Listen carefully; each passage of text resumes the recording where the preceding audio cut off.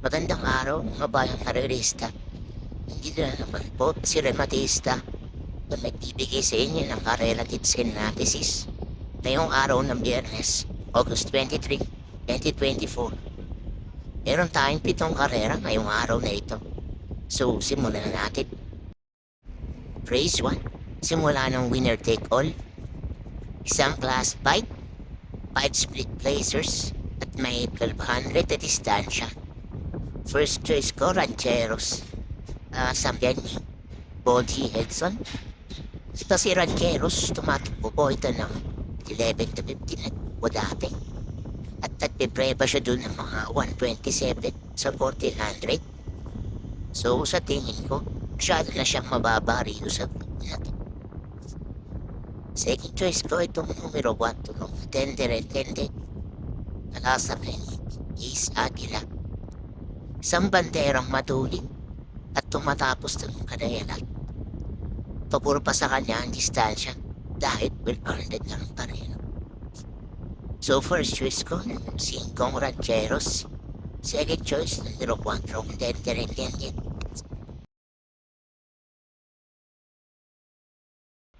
Lipat na tayo dito sa race 2. Simula ng pick 6, isang class 5, 11 to 15 speed, at 1400 ang distansya. First choice ko dito, ito, numero 8, Lucky Not, no? Nasa Kenny J.B. Hernandez. Meron tong 129 flat noong July 27.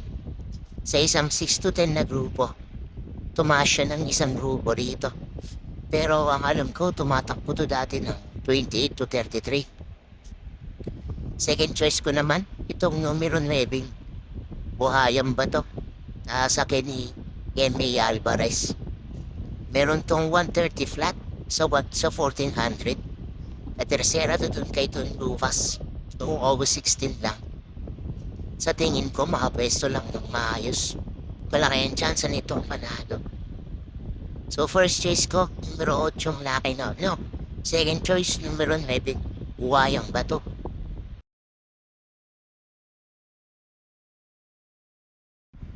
Race 3. Simula ng Big 5 event. Isang class 5, 11 to 15 split.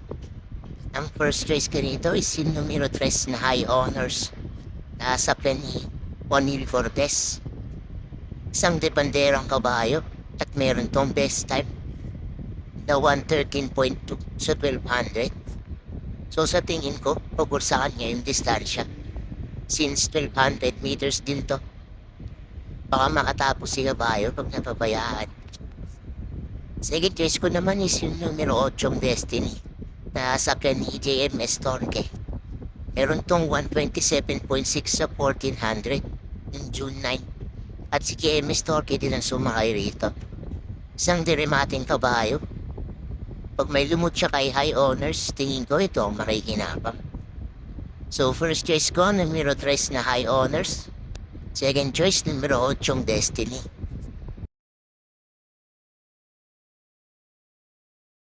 Dito tayo sa race 4. Simula ng pick 4 event. Isang class 5, 6 to 10 split.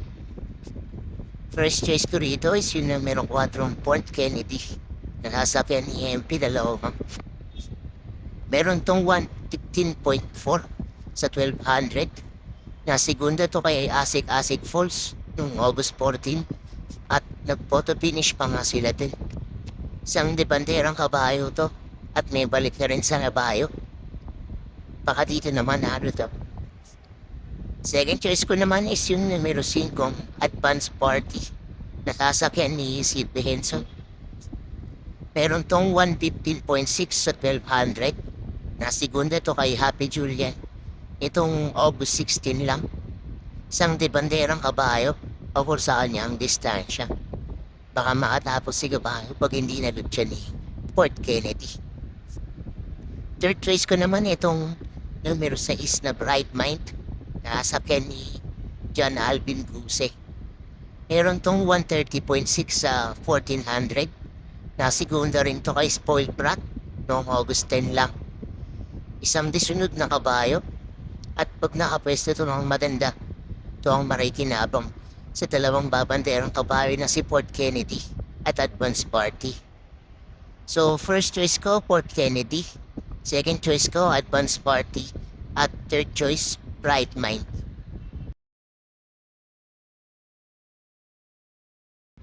At dito na sa race 5, isang class 5, 6 to 10 split, 1400 ang distansya.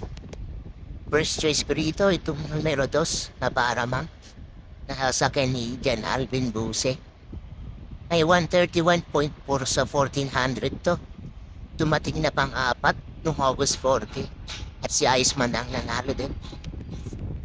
Isang diremating kabayo, huwag lang tumatabunan, makakarimatin ang paganda to. Second choice ko naman is yung numero 8 Queensland. May best time to na 129.4 sa 1400. Isang diremating kabayo at sa balya to rumiremate ang alam ko. Pag nakapesto agad to sa balya, yari sila rito. Third choice ko naman itong numero 9 Imanshi na sasakyan ni JRD Ocampo. Meron tong 117 flat sa 1200 nung May 8 at 5 split placer pa yun. Dito tumaas na siya ng isang grupo dahil 6 to 10 na. Pero ang alam ko nakakatakbo dati ito sa 11 to 15. Nananalo siya ng sunod-sunod. Isang diremating kabayo rin. At isa to sa darating kasama ni Paramount pagbigo ng home stretch. So first choice ko, Paramount. Second choice, Queensland. At third choice, Himanshi.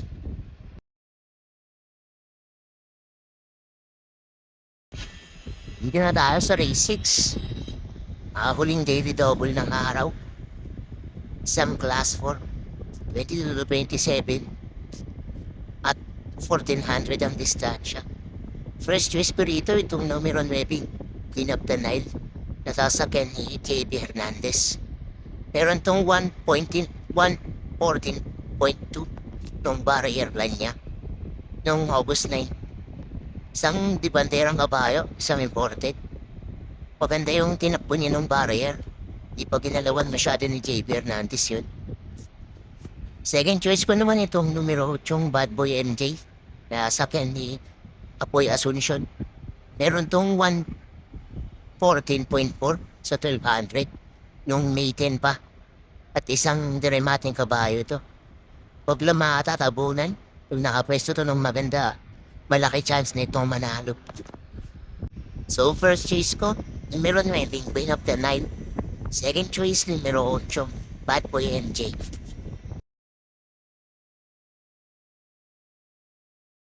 Dito na tayo sa race 7, huling race ng araw. At paratingan ng winner take all. Isang class 4, 16 to 21. At 1400 ang distansya. First choice ko rito, numero 13, Queen Luis. Natasakyan ni JB Hernandez. Meron tong 126.8 sa 1400 nung March 10 pa. Isang diremating kabayo ito at pagkakaalam ko, nakakatakbo na rin to dati sa mas mataas na grupo. Mga nasa 34 to 39 yun. Yan yung pinamataas na tinakbuhan niya. So, pababa na siya rito sa grupo na to. Second choice ko naman ito, numero 8, yung Heroes del 96. Nasakyan ni M.A. Alvarez. Meron tong 127.8 sa 1400. Decent lang yun. Noong August 11 lang. Isang disunod na kabayo to. At pag nakapwesto ka ng maayos, baka manalo pa ulit. Third choice ko naman itong Dehado pa to. Na numero 2. Si Cash is King. Nasakyan ni John Paul Buse. Meron tong 115 flat sa 1200. Noong August 14 lang. Kung saan si Pamela Perin nanalo dun. Isang diremating kabayo rin. At sa tingin ko, titimbang pa naman siya sa grupo na to. Dahil tumatakbo na rin to dati sa 22 to 27 rin na grupo. Kaya baka makasabay pa siya rito. So first choice ko, numero 13 Queen Luis. Second choice, numero 8 Heroes del 96. At third choice, numero 2 na Cash is King.